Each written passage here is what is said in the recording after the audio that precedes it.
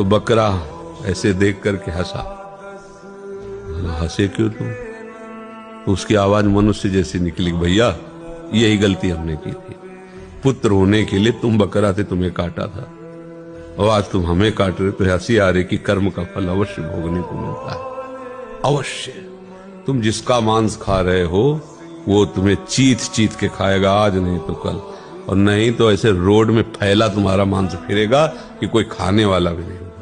देखते हो ना, एक्सीडेंट जो होता है छिथड़ा उड़ जाता है, वह इसी को सजाया था ना, मांस खा के। या फिर भारी कैंसर, यहाँ ऑपरेशन, फिर यहाँ ऑपरेशन, फिर यहाँ ऑपरेशन, हर तरह का कष्ट जला के राख कर दिए। पैसा खुदा नहीं है पर खुदा से कम भी नहीं है, ऐसा मन में रहता है। हमारी जी सोच से बाहर कभी परमार्थ में नहीं चल सकते कभी नहीं चल सकते। जब इतना बड़ा आदर आपने दे दिया, कभी परमार्थ में नहीं चल सकते, नहीं चल सकते। लिख लो कागज में, परमार्थ में भगवान से बराबर है पैसा, भगवान के बराबर है।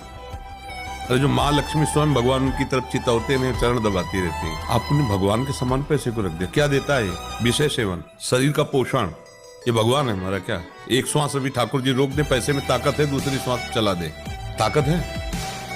ठाकुर जी ने कर दिया खत्म श्वास। पैसा क्या चीज है? अगर सुमेरु पर्वत जैसा सोना हो, हम जो कह रहे हैं उसको समझो। बहुत अधिक नाम जपने की हमें चेष्टा नहीं करनी, कम संख्या हो लेकिन मन लगा करके। जैसे हम अब देखो, आप लिखो राधा, अपने दिमाग में लिखो, खुले नेत्रों लिखो, या बाहर देखो, दिखाई दे रहा है राधा लिखा हुआ, वही कान में सुनो राधा, वही अंदर उठाओ राधा, ये तीनों का एकाकार हो जाए तो ये करोड़ों नाम जप के बराबर है। एक हम कथा सुना दे तो तुम्हारा उत्तर बहुत बढ़िया इस बात का आ जाएगा। ब्रह्मा जी के 4 पुत्र हैं, वैसे तो सब सृष्टि ही है, सतयुग, त्रेता, द्वापर और कलयुग। जब नरक की सृष्टि हुई तो ब्रह्मा जी ने सतयुग से कहा, जब तुम्हारा राज्य आएगा बेटा तो नरक की तरफ भी ध्यान रखना, क्योंकि खाली नहीं रहना चाहिए। उनका हमारे राज्य में कोई नरक नहीं जाएगा। त्रेता से कहा तो उनका बड़े भैया जिस मार्ग में चलेंगे उसी मार्ग में हम चलेंगे। द्वापर से कहा तो द्वापर ने कहा, पिताजी आपकी आज्ञा का कुछ कुछ पालन करने की कोशिश करूंगा। जब कलयुग से कहा तो कलयुग ने कहा, पिताजी जैसे बड़े भैया के राज्य में कोई नरक नहीं जाएगा, ऐसे मेरे राज्य में कोई स्वर्ग नहीं जाएगा, मैं पूरा नरक हाउसफुल करूंगा।